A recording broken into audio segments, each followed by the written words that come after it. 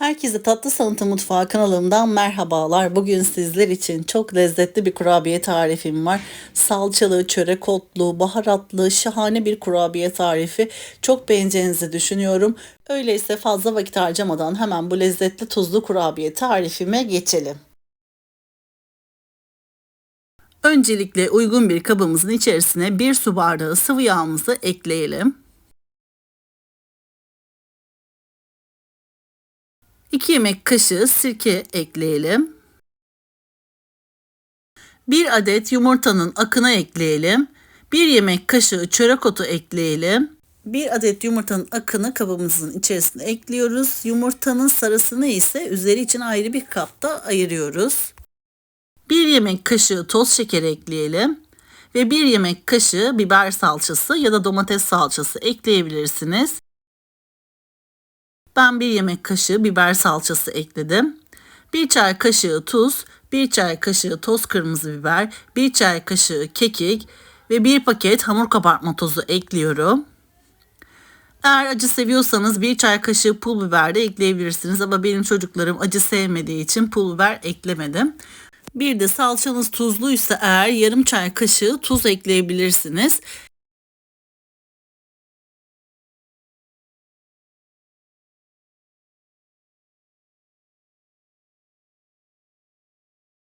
El çırpıcısıyla bu malzemelerimizi çırpalım.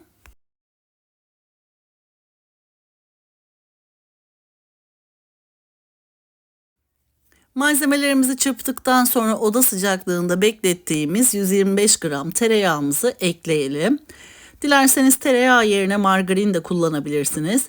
Ama sağlık açısından ve lezzet açısından tereyağla yapmanızı tavsiye ederim. Ben tüm kurabiyelerimi tereyağla yapıyorum. Tereyağımızı da ekledikten sonra 4 su bardağı un ekliyorum. Unumuzu lütfen kontrollü bir şekilde ekleyelim. Çünkü kurabiye hamuru ele yapışmayan yumuşak bir kurabiye hamuru olacak.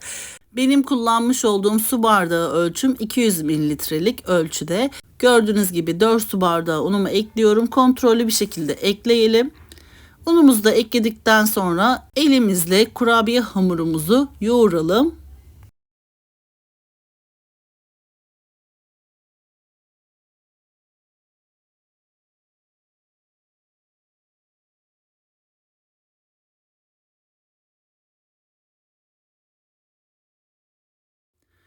Kurabiye hamurumuzun kıvamı bu şekilde ele yapışmayan bir kurabiye hamuru. Şimdi hemen kurabiye hamurumuzdan parçalar koparalım ve istediğimiz şekilde kurabiyelerimizi hazırlayalım.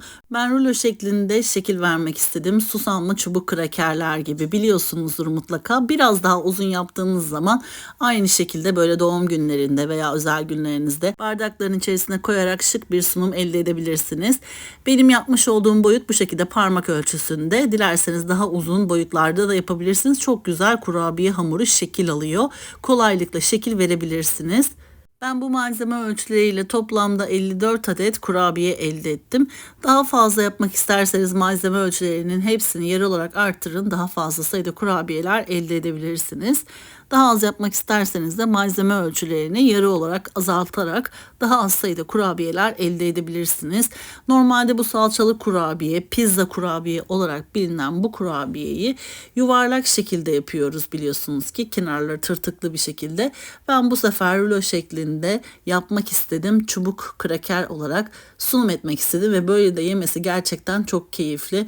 Bazen aynı tarifler farklı şekillerde sunum edildiği zaman yemesi farklı keyifli oluyor. Mesela bu kurabiyenin bence bu şekilde çubuk haliyle yemesi çok daha güzel. Mutlaka bu şekilde yaparak tatmanızı tavsiye ederim. Çok beğeneceğinizi düşünüyorum.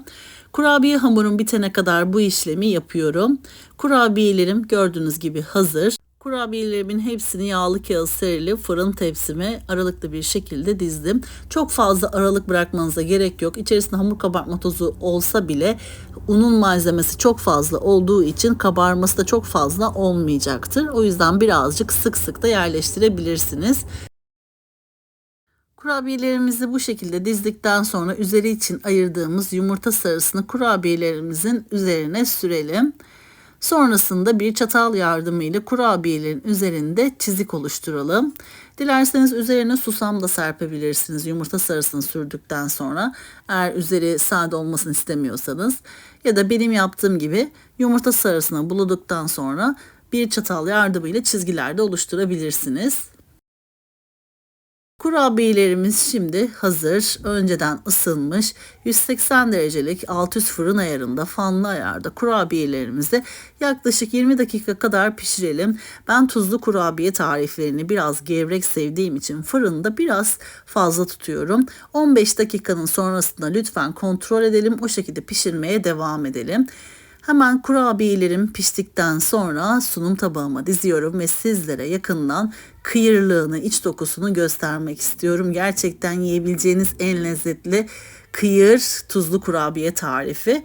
Sizler yakından kurabiyenin iç dokusunu, kıyırlığını izlerken ben de sizler için küçük bir hatırlatmada bulunmak istiyorum.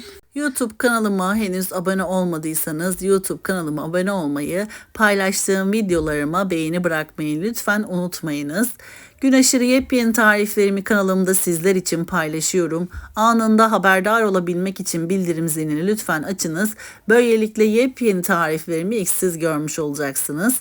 Bu tarifimi ve videomu beğendiyseniz eğer sevdiklerinizle paylaşarak bana destek olabilirsiniz. Beni hangi şehirden veya ülkelerden takip ediyorsanız yorum kısmına yazabilirsiniz. Beni nerelerden takip ettiğinizi gerçekten çok merak ediyorum. Kanalımda görmek istediğiniz tarifler varsa eğer yorum kısmına yazabilirsiniz. Hepinizin mesajlarını okuyorum ve mutlaka planlamamın içerisine alıp istediğiniz tariflerin çekimini yapıyorum ve sizlerle paylaşıyorum. Bu tarifimi de denedikten sonra yorum kısmına düşüncelerinizi yazarsanız henüz bu tarifimi denememiş olan kıymetli takipçilerime sizlerin düşünceleri fikir olmuş olacaktır. Şimdiden tüm destekleriniz için hepinize çok teşekkür ediyorum. Bir sonraki yepyeni tarifimde tekrardan sizlerle görüşmek üzere. O zamana kadar kendinize çok iyi bakın. Hoşça kalın.